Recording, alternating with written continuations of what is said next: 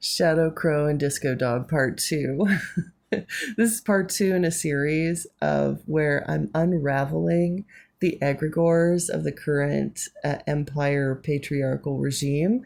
And it's 5,000 years of magic being unwoven in my own body and also with fun stories.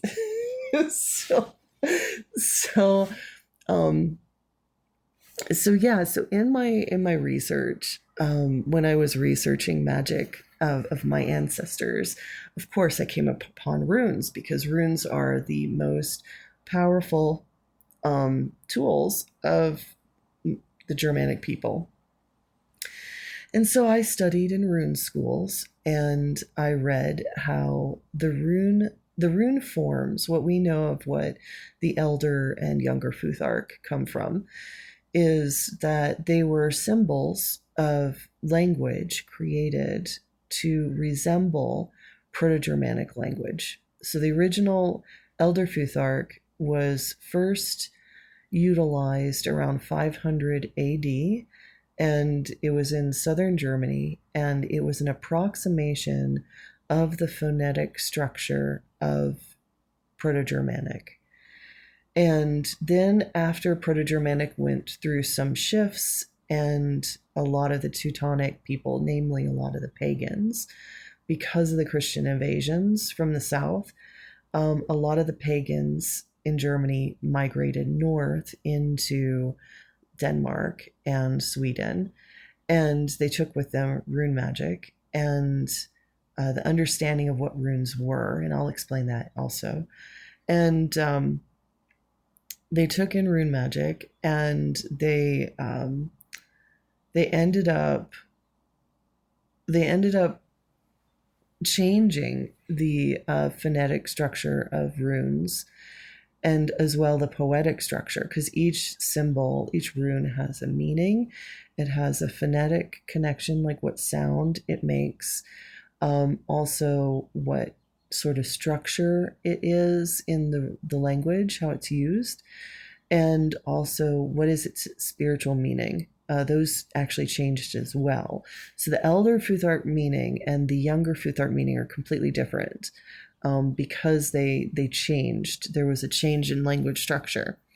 Um, and so that's why it went from 24 elder Futhark runes down to 18 in the younger Futhark. And then there was also an increase in runes in the Anglo-Saxon runes, which were the people, the Germanic people from northern Germany who invaded England. They created an Anglo-Saxon rune because it was the language had mixed from Saxon to Angle, so that was the original English. And because they had created new phonetic sounds, they needed new runes. And so their runes ended up increasing to 33 rune structures and rune symbols. And those meanings changed as well. The names changed as well as the meanings. And then there's an offshoot of Anglo-Saxon runes into what's called the Northumbrian runes, but they're pretty much very similar. And so you have all of these rune structures that are kind of indicative of the Germanic people and their magic, and yet all of that is not Germanic. Runes are not Germanic. They're actually Greek.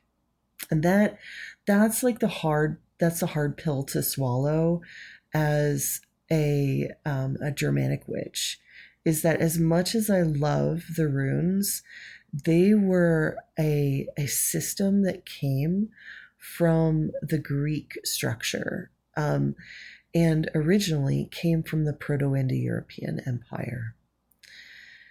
So, one of the defining characteristics of the Proto Indo European Empire, which started about 5,000 years ago, and it started in Ur, in in the Middle East, in Sumeria, and then consequently in Babylon, is that those structures, they have very specific spiritual structures. Number one, they believe in a god king. They need to have a male ruler. They believe in a sky god that is the supreme ruler of everything.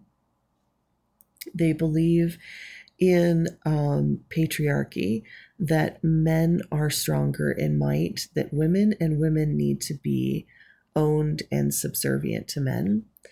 They believe that language is sacred and that the letters of the language are worshipped.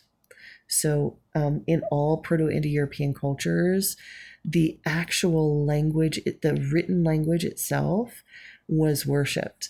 They worship culture instead of the land. They worship ideas instead of their bodies. They worship their minds instead of nature. So it was a human evolution going from nature-based spiritual belief systems into mental abstract concepts belief systems. This was a huge leap in human evolution. But, sometimes when we evolve, we throw out things that actually were working really well. And I think that a lot of the symptoms of what we are seeing in society right now is a deviation from our own natural world. We are so much in our mental bodies that we are completely dissociated from our physical body and from the actual physical world and the nature that exists around us. And because of that, we're making a lot of mistakes. We're pushing our bodies too hard. We're destroying our physical selves. We are becoming enchanted with ideas instead of reality. And we are also being hijacked by people who are peddling thought forms instead of actual, real, beneficial things that we could do to help us. And we're seeing this as the climate is changing and it is becoming more chaotic, and our world is descending into chaos. People's bodies are collapsing. People are becoming unwell. People's mental health and mental states are becoming unwell. People are no longer wanting to be in physical relationship with one another. They would rather have virtual relationships with each other. People are no longer connected to the rhythms, the natural rhythms of their body and how it's plugged into the elemental matrix of this world. And they're listening to people who are hijacked by thought forms. So most people out here peddling health and well-being are hijacked by thought forms. And thought forms can have the opportunity to teach you healthy stuff, but for the most part, it is completely dissociated from the body and dissociated from our own magical intuition.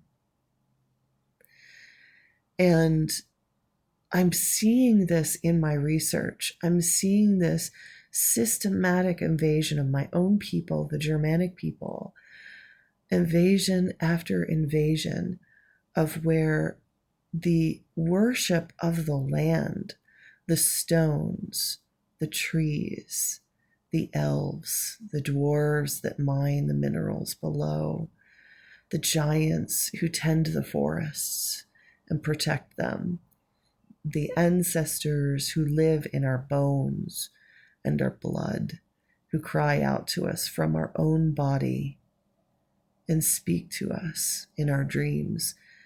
All of these practices have been diminished and replaced with worship of divinity, which is essentially a thought form.